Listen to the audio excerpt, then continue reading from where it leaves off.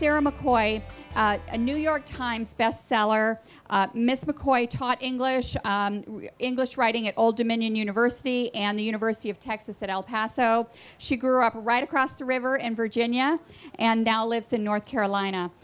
With several bestsellers under her belt, she took on one of the most beloved literary series in America, that of Green Gables. And I'm sure that took a lot of courage and a lot of confidence to take on something that is so beloved in our culture. Kirkus Review called Marilla Cuthbert a flawed hero of our times. And throughout the book, I wondered what she would have been able to achieve without the constraints of her time. And that's the beauty and the magic of historical fiction. We get to look back on these wonderfully strong women and learn what they did in their time. And I can only imagine what they would do today. And I think we owe a debt of gratitude to so many women throughout history, women we've never even heard about, who've come before us. And I just think it's fantastic to hear about what they did, given the constraints of their time. So we're very pleased that you took on this very brave, courageous thing of writing, of entering Green Gables and writing such a fantastic character. So thank you. And also, we have another rock star with us today. Moderating is Nicole Hertvik, the editor-in-chief and publisher of DC Theater Arts, Metro DC Theater Arts, which is fantastic. If you don't know this website, please go to it, because if you're looking for something to do, she's the guru of letting us know what to do in the DC area. So thank you both. Oh, is it on? Hello? Mine's on. It's not on. Should have tested this before. Huh? Hello? Okay, now we're on. Yeah. All right, should have tested that before. Okay, so I am Nicole, and I'm very excited to be here today with this extremely brave woman, like Everyone Marilyn. keeps saying brave, and in Yeah. my head, every time someone says that, I think, or really naive. Really naive, so not brave. Okay, so before I met you, I picked up this book, and I'm thinking, okay, so 110 years ago, somebody wrote a beloved classic, and not just one, but 7, right? There's 7 original. 8. 8, okay, 8 Yeah. original. 110 years later, you're like, I'm gonna write the prequel. So could That's you right, start naive. off? Could you start off by telling us a little bit about Marilla of Green Gables, and how it fits into the Anne of Green Gables series? Absolutely. Well, first off, let me just gauge the crowd here. How many of you are familiar with Anne of Green Gables? Yay! Okay, so there's a big group of kindred spirits already in the audience. I've already won, so that's awesome. Marilla Cuthbert, for any of you out there who haven't read the series, is Anne Shirley, the adopted daughter figure in the Anne series. It is her adoptive mother. So she's only in her 50s when the series opens with Anne being adopted in the first Anne of Green Gables book. And yet, I think all of the adaptations, particularly the film ones, has anyone seen, let's start with my favorite, the 1980?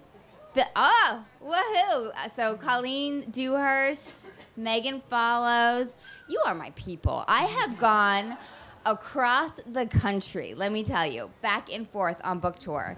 And there have been so many places. I think I was in, if anyone's from the Midwest, God bless you, but I was in Minneapolis, and I said, I mentioned that version, and I got deadpan.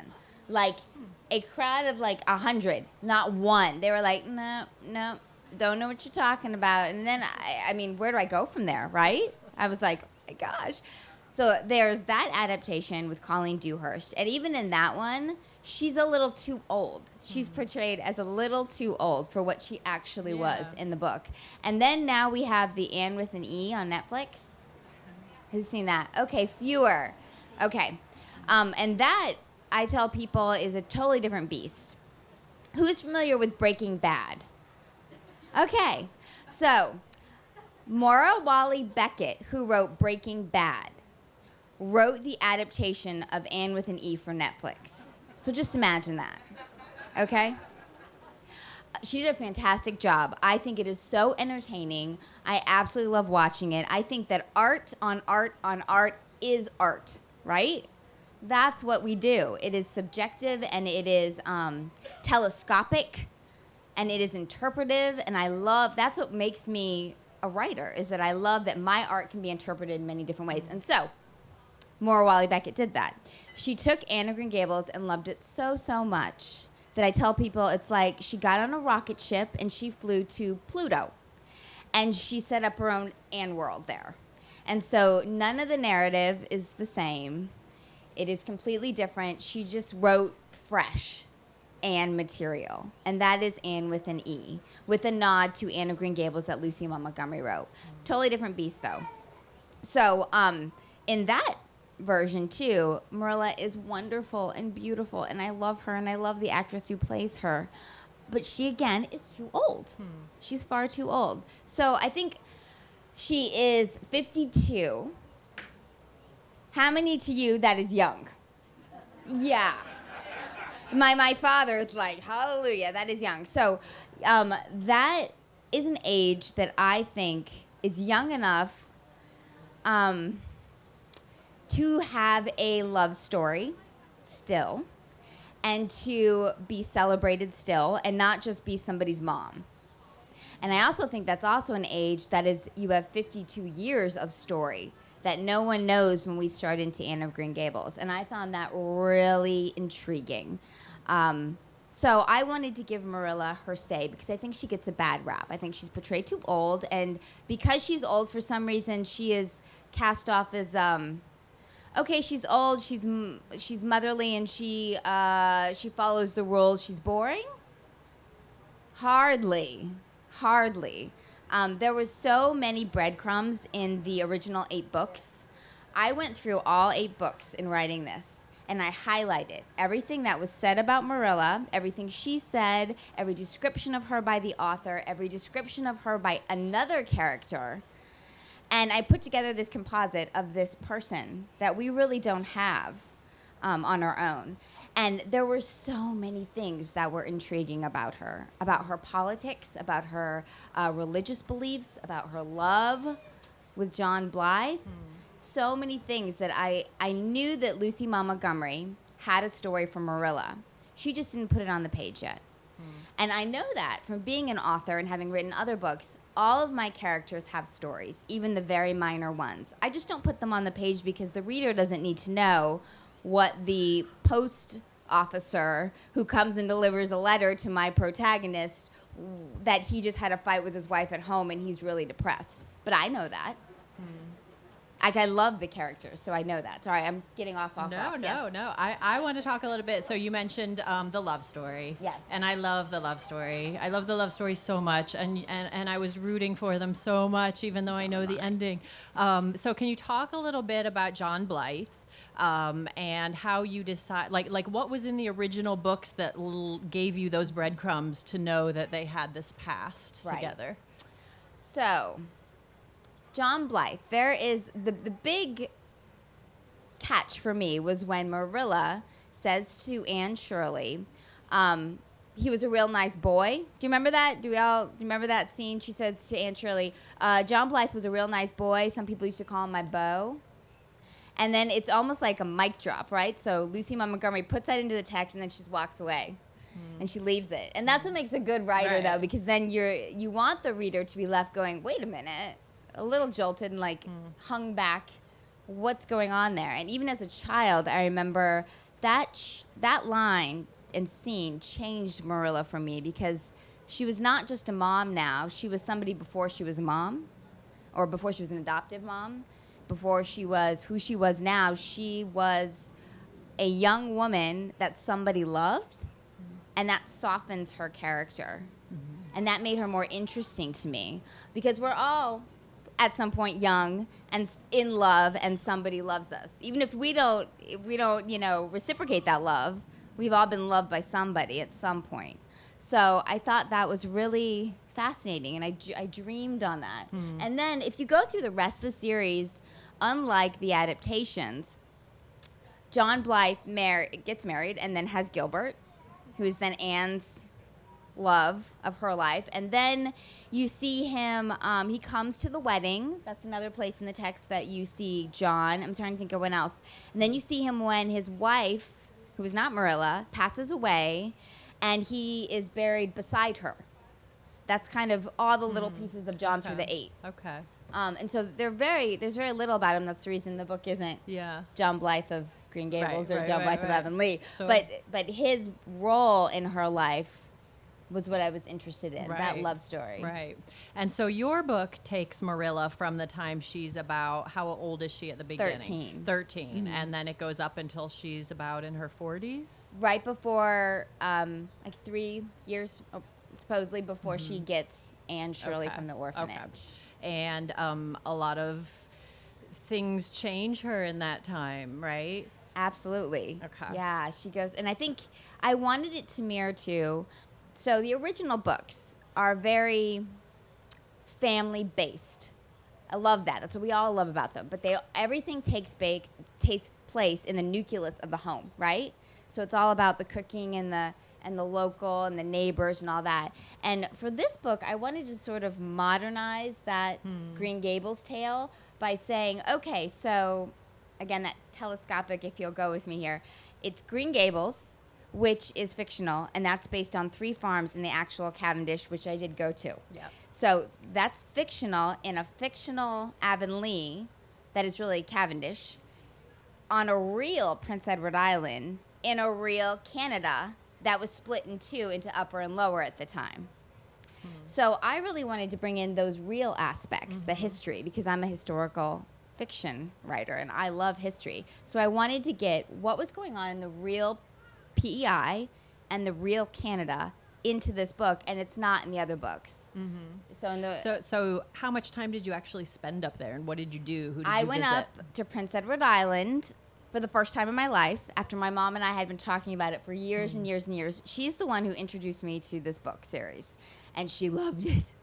And when your mother loves something, you're of course like curious, and you're also like, I don't know if I'm gonna like it as much because my mom loves this. But then I loved it; I couldn't help it. And then we loved it together. And then like I said, the adaptation came out. Next thing you know, I'm going to Joanne Fabrics to get blue fabric to make an Anne dress because I had to have an Anne dress. So we shared all this together, and so she came with me up to Prince Edward Island, and I went to not just walk it for myself, because I have, in all my books, I have to go to where they're set.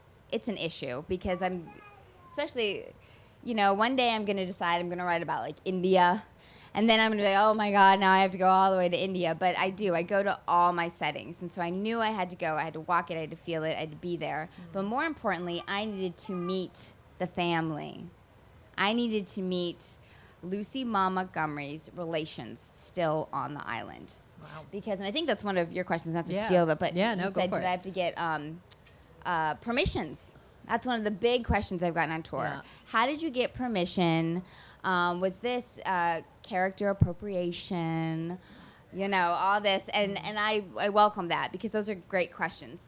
Anything art that is written 100 years after it has been published, it is now public domain.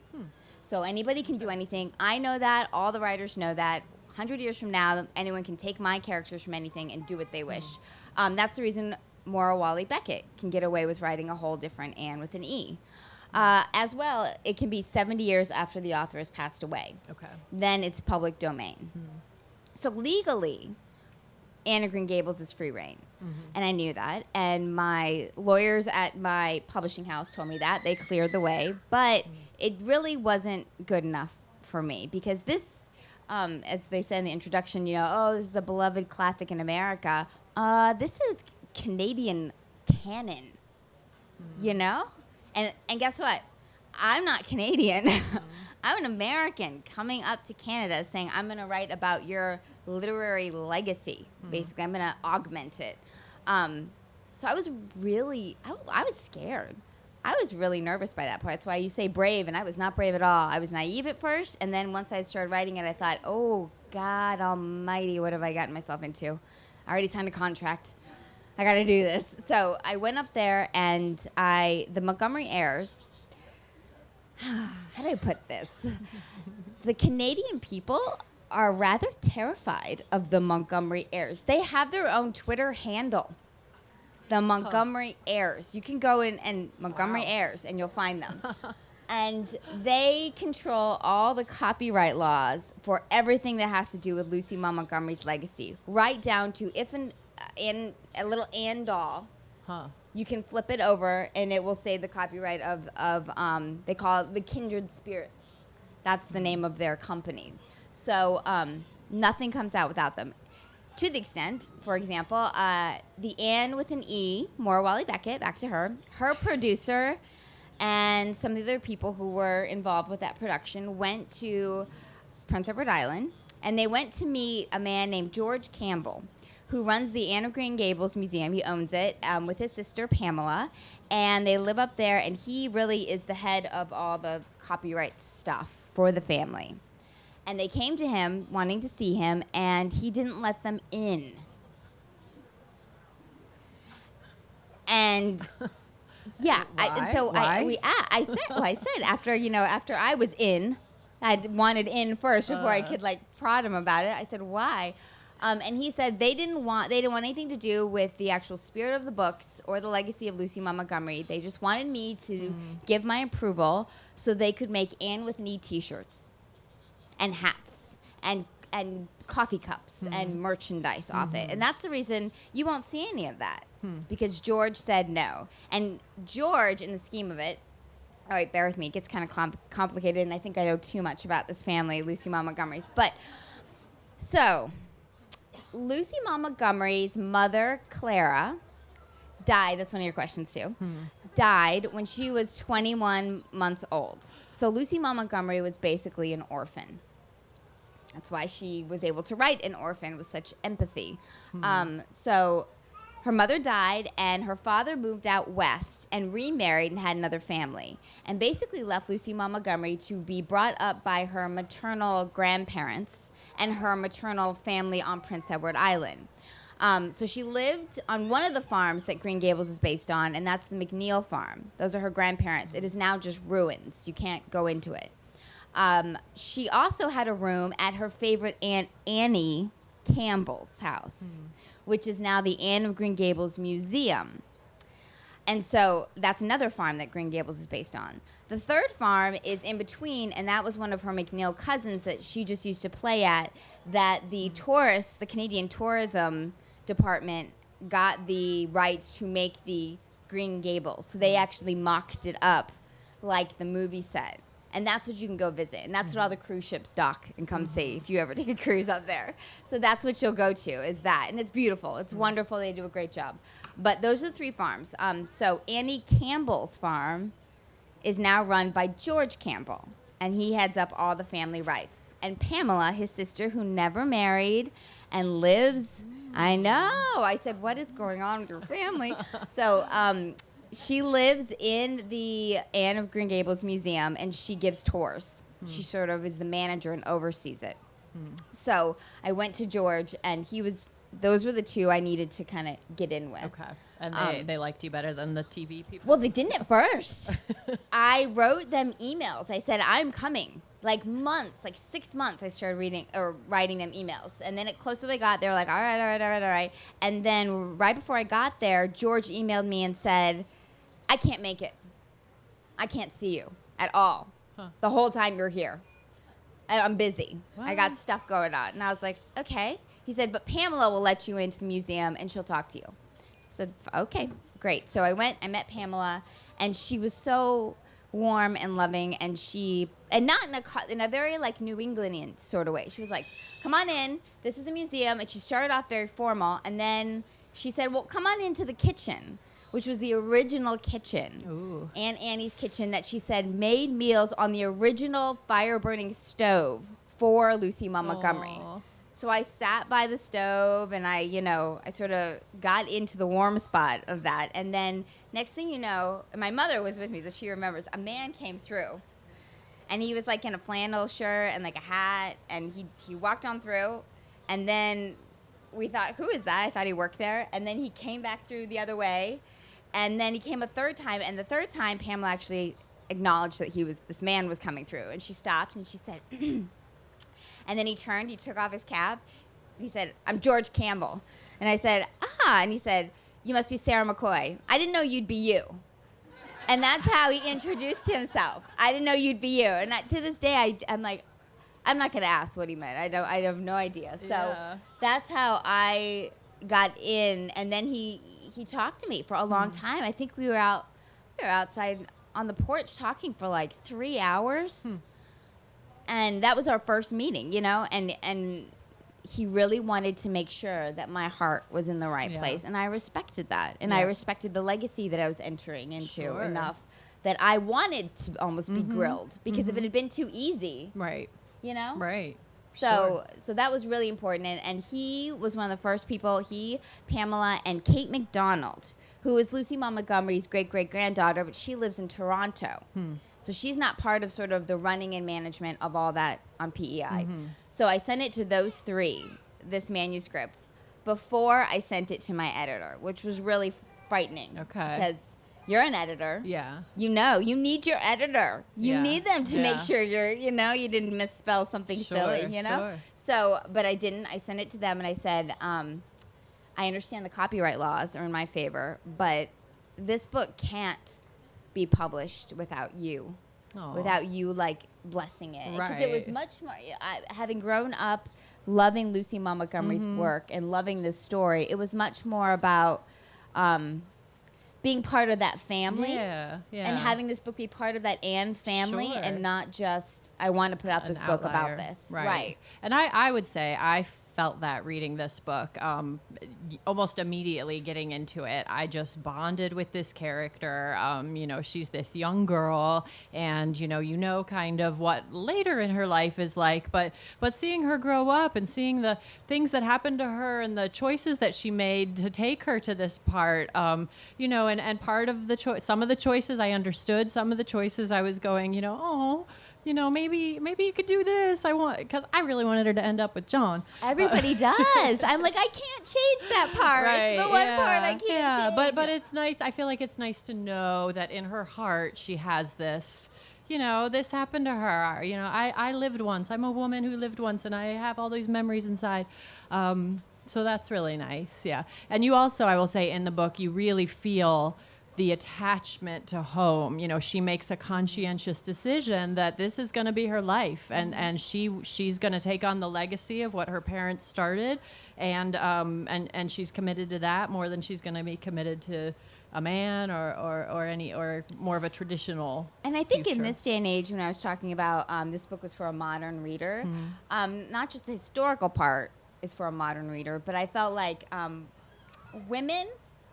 The strength of women, I thought it needed to be celebrated. That yes, women are strong who go out and have a career.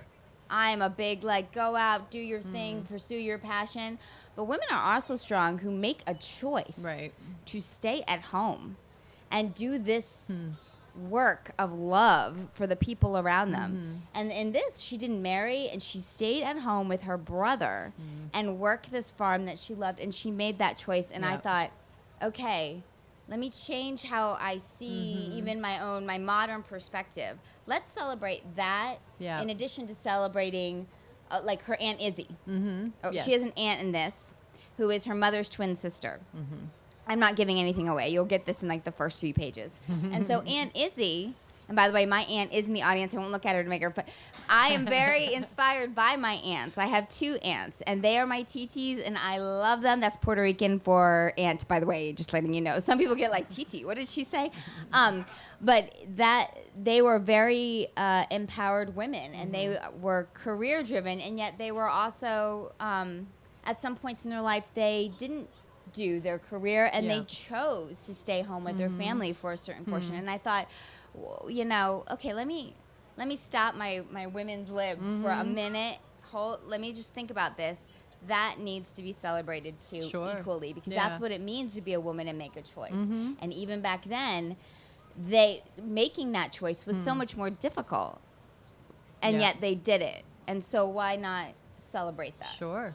Yeah, that's a good point. That they're sort of they're both the aunt and Marilla took opposite paths, but both in a way that made them say, sorry, I'm not going with what I'm supposed to do. Yeah. Right. And that was another thing I think you'll find in all my work. I think it's one of my obsessions is that what makes us think that a pattern of tradition is right? That's the right way to be. And so anything outside of those parameters then feels wrong, or you feel ashamed or something. And that has always bugged me. Yeah. And so I think in all of my writing, there's a woman or a man or a family that is dealing with, we are non-traditional. And that's okay. That makes us unique. That's celebrated. That's something we are to be proud of, you know? Sure. The world is full of a whole bunch of different flowers. It's not just one rose over and over and over again, and that's the perfect thing. Right. So one thing that I found very interesting in the book, there's an element of the Underground Railroad and slavery in the U.S. And as I was reading it, I was thinking, okay, so this is all happening in Canada. So what did Canadians at that time think about anyone who might help an escaped slave from the U.S.? Well, it's really interesting because when I started doing research, I actually wrote The Mapmaker's Children is the book before this, and it's based on Sarah Brown, who is John Brown, the abolitionist's real daughter. That, again, it's another woman in history that they're just breadcrumbs. And so I wanted to put together the breadcrumbs and have this story. And during that research for that, there was a lot of Underground Railroad. I got really into the research, like obsessed. Like this is a tangent, but I gave 800 pages of a novel to my editor for The Mapmaker's Children. And she was like, okay, all this Underground Railroads, slave quilt codes and colors. I was so into it. She said, that's all really great, but again, what does the reader need to know? What do you need to know? And I need this book to be 350. So here you go. And so I had to slash more than half a book. Like it was a Civil War page bloodbath on my floor in my office to get it down. But during that research, I remember running into a little factoid that said I was mapping the routes from the South up to Canada. And there was one that said that one of the biggest routes was to go to Nova Scotia, which is a huge enclave of freed ex-slaves and of freedmen from the Caribbean. It was, it had its own community, and it wasn't like Anne with an E portrays it, where it was like hobo town and they're living in shacks. And it was prosperous. There were black men and women living freely and openly with their families, and very wealthy and doing very well. They had a town hall. It was amazing, and I didn't know that. And so Nova Scotia had that, and apparently they would take ex-slaves, or they would take runaway slaves to Nova Scotia, and then they would put them on boats to the islands, because most of the slave catchers were from the South, and the South is landlocked, and they didn't know how to navigate the islands. And so they would get then to the port, and they would stop, and the trail, because they would have gone to the islands, and the trail just stopped, and they didn't want to get on a boat because they're not really boatmen, and so then they would just sort of like, it's like versus going to Newfoundland, which was just this crazy territory to them, or going back to the South and saying, they're gone. So that was one of the things that the Underground Railroad did. And I found a census then for, I think it was 1837 for Prince Edward Island, and so it had all the people listed who gave their names, where they were born, their nationality, their ethnicity, and then their job occupation. And on it, there were a whole bunch of African families there. First off, I was surprised. And then there was one family in particular I found interesting. So it had the man's name. He was born in Macon, Georgia in 1837. And he had a wife, and he had 2 children, and he was a day laborer. And I thought, what is a man born in Macon, Georgia, so clearly before 1837, he was not born free. There's no way. There's no way. And I loved him. I was like obsessed with him. I almost thought, I want to write a book about this man, and his family, and how did they get here? That was really interesting to me. And so once I knew that, yes, there were all these sort of connectors, I thought, how could this story have taken place and there not have been. I mean, slavery was a huge talked about issue. At the time in Nova Scotia, there were abolitionists, black abolitionists, getting up and giving speeches and rallying people. And that's what it actually was at its peak of growing during 1837 until the Civil War began in the 1860. So that's what actually made the Civil War happen, is all that sort of hubbub that was growing. And most of that was coming from Canada and from that area. So I found that fascinating. And of course, Lucy Maud Montgomery wouldn't have written about that. People say, well, why didn't Lucy Maud Montgomery write about it? Because she was in the Victorian era. And the Victorians didn't even talk about, like, you know, having a really, really bad cold that, or, you know, that you have to blow your nose in a tissue. That was like, ooh, gross, don't say that. So they were very careful with what they said. And they didn't talk about women's problems. They didn't go there. And so Lucy Maud Montgomery wouldn't have written that because of those reasons. And also, we have to remember the context that she was contracted to write Anne of Green Gables. It was originally a children's book. It was supposed to be a moralistic tale, even like a religious moral. This is how you should behave. And then as the readership grew, she grew Anne. And so that's why as adults we think of it, oh yeah, I read that as an adult. But originally it was for children, so she wouldn't have written about politics. She wouldn't have written about even, you know, bad, really terrible. I think she went with an orphan, and that was sad enough. You know, that broke hearts enough to talk about that. So I think that's why all of that wasn't in there. But it was definitely a hot topic of the time. And in your book, Anne is a conservative politically. Anne? Well, You her mean Marilla? family. I'm sorry, Marilla. Yes. Sorry. So Marilla and her family sort of align themselves more when there's political hubbub going on with the conservative thinking of the day, whereas John is more of the firebrand, you know, wanting change. So because it was Canada, there was no connection to conservatism or liberalism with slavery. With slavery, there was. But across the board, actually, liberal or conservative, they all thought slavery was wrong. Because the conservatives thought, and they were called conservatives because they sided with the king, and they all believed that the king was the God sovereign appointed person, right? According back then. So they were then siding with God. That's how they saw it. And that if you wanted to be an independent nation of Canada, you were wanting to be independent, which was almost like away from God, away from this God-appointed king. So that's how they saw it. But across the board, slavery was bad, to at least the Canadians. And it still baffles me that they were so on point, and we down here took us like another, you know, longer, even after the Civil War, to kind of like get the message here. So in your book, Marilla does visit an orphanage and has a very poignant experience there. Can you talk about that a little bit? Yes. So at the beginning of Anne of Green Gables, Anne comes from an orphanage in Hopetown, which was the fictional Halifax. So I knew that this orphanage existed in the Anne lore, and so I wanted to use that. And at the time, no matter what, that's another thing people get a little confused about, is they say, well, if it was an orphanage and it was run by nuns, then what were Presbyterians doing? Well, that's because all the religions, it wasn't yet, the land wasn't yet so settled that it was a city-like atmosphere like here. Like, they were a very small town. It was very rural, and they were very connected. So Presbyterian or whatever, that was the orphanage. That's where the orphans were. That's where they went. That's where you would go to help the orphans.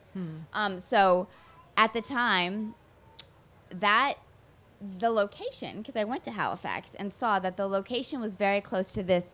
Can you tell I do a lot of research? It was very close to this black church called St. Joseph's in Halifax, and it was an all-black church, and it was right down the street from where this orphanage was set. And then, really, that's where invention. That's not history. I did not find some kid, you know, orphan that was really an ex-slave. That was invention right there. And much of this book is, and I put that in the author's note. Yes, I'm a big history lover. Yes, I want to be true to Lucy Maud Montgomery's fictional landscape.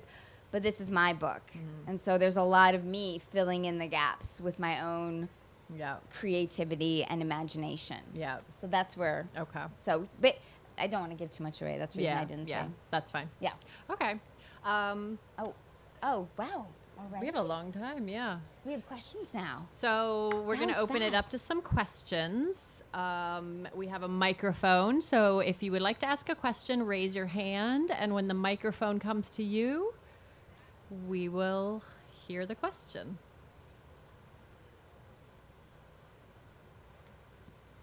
Anything. Anybody? I will answer anything about writing or. Okay, we have two in the front. And the microphone is coming down Oh, the it's middle. coming. So you can decide if you're going to go that way or that way. Well, since you've been talking about the Underground Railroad and the Black experience, what happened with the Black population in Nova Scotia and particularly Prince Edward Island? You know, in Nova Scotia, it is still very prevalent. The black population up there. Yeah, it's still there, and you can still go up there and tour like their original town. It was all just freed black men, and I mean it's amazing. It really is. And that's why it frustrates me when I see like Anne and E. They have I don't know if you've seen that yet or not, but they have, and they call it like Skaggs Town or something like that. It's some like hobo town, and that's where all the Africans live. And I just thought, why another stereotype? Why? They weren't like that up there. They were very prominent, educated abolitionists. They had money, they had prestige. They were going on talking tours. It was really quite amazing. So that's still there. And then Prince Edward Island, it was very small to begin with. It is still very small. I think my mom's over there talking. I was trying to get a number from her, but I think there's like 400 or 500. I mean, it's a small community. Wow. And that's why finding a black family and other black workers on there, I was like, okay, this is not just generations have lived there. These are people that came from something Something or took were them getting there. away from Yeah. something. Yeah. And yet still felt confident enough in where they were to answer a census honestly, which is, again, why I'm obsessed with that guy and his family. I'm Yeah. like, what happened to you that you then Yeah. felt confident enough to answer this? Sure, really interesting. sure. That is interesting. Yeah, you're very welcome. Did you have a question? I wanted to know what's next and where you're touring. Oh, good. My mom's not listening again. That's very good. She's just been asking me that, like grilling me at the house. Like I couldn't even go to sleep the first night I was here because she was like naming all these things, trying to guess what my next book is about. But she knows it's true. She's laughing. I am very protective of my new works. I don't say what they're about because, and if there are other writers in the room, you understand this, you don't quite know until I'm about 100 pages written. And then I can say I know what this book is about.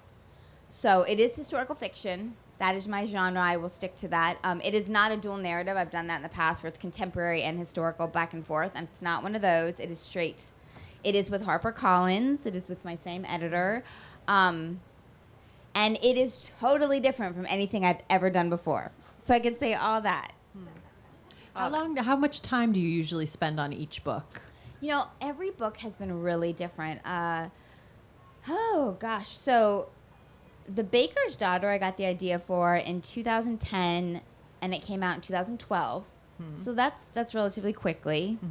And I don't like to say how long it took me to actually write because I don't really know. Like, I will write a draft, and then, like, The Mapmaker's Children, I'll tear it all apart, tear it completely apart and rewrite it. And so the draft might have taken me, for that one, I was indulgent.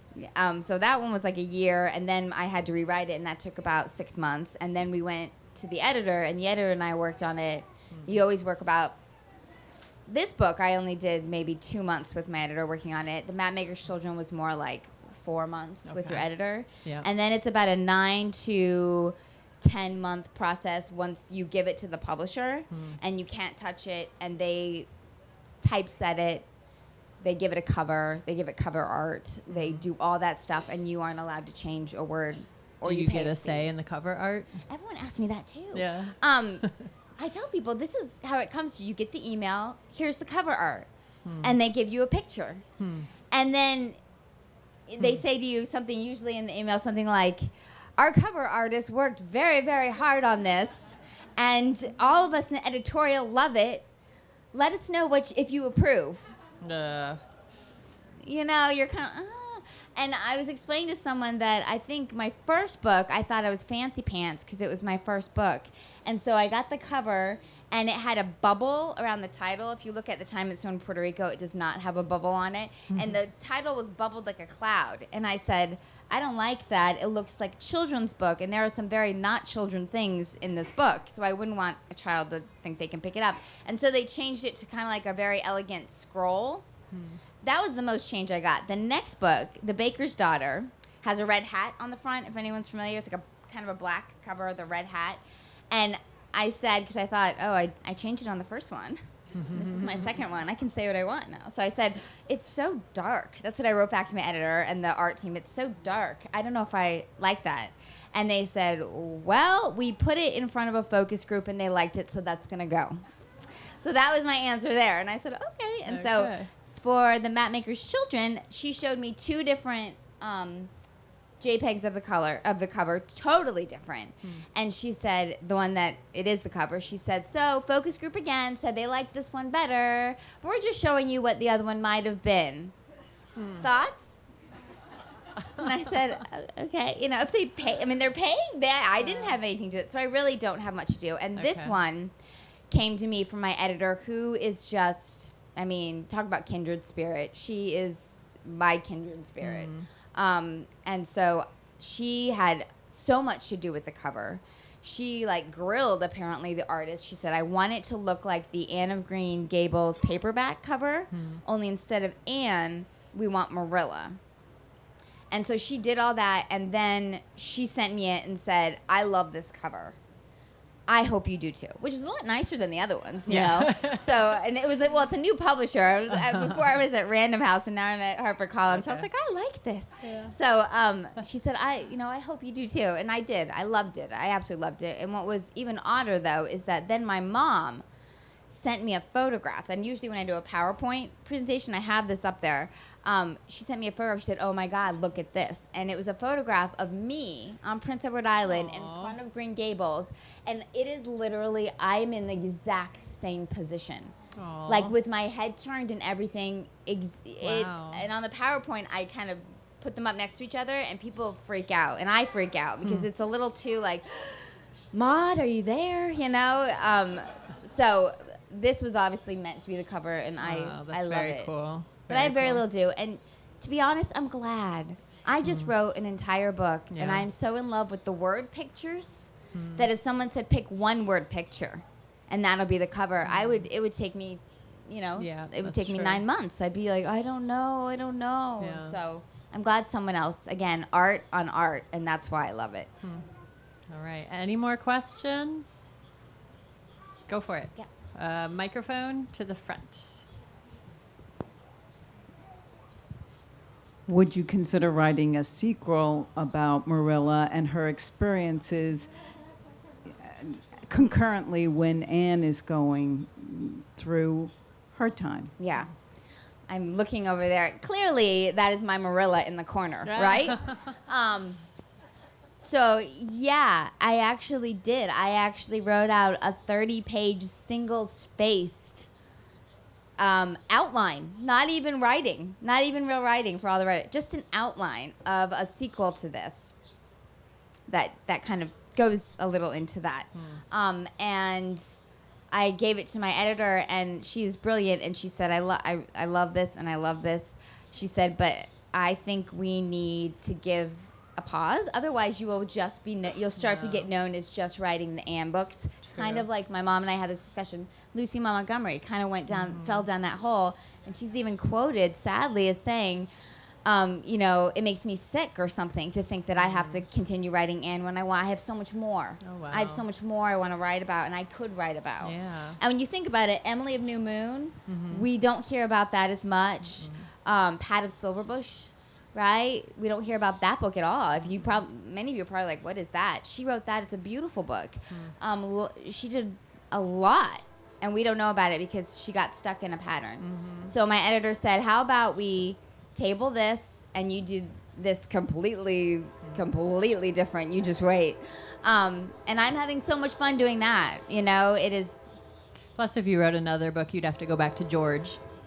He loves me. George and I became friends. Okay. He actually, when I released this book, I went up to Canada for a week pre it releasing here. I mean, in North America. So I went up to early release it to the Canadians because I thought it important that they have it special first. All the booksellers up there. And George called and he said, "Oh, you're coming." And he said, "I've already ordered your book to be stocked in all the Anne of Green Gables stores globally because I want this book by all the rest of the books." And he's like, "I need you to come by the store and sign 5,000." I was like, "Oh my god, oh my god." So, but he's a dear friend now. That's wonderful. Yeah, no, and that has been very special and personal for me to now feel like a part of that family. Well, I definitely got that sense in reading the book. It fits so seamlessly, and it really has the same sort of heartwarming feel to it. So I encourage all of you to give it a shot. It's available here, and I believe you're signing autographs. I am. Yeah? I'll be signing books at the signing tent wherever they have Okay, me. yeah. So right after this, at the signing tents. And if you have more questions, you can absolutely find me on Twitter, Facebook. I have an email on my website. It's just www.sarahmccoy.com. You can ask me questions. I love hearing from readers. It's a lot of fun. So don't be afraid. You know me now. We're intimate. All right. Well, thank you, Sarah. Thank This was you. a lot Thank of you so fun. much, everyone. Thank you all.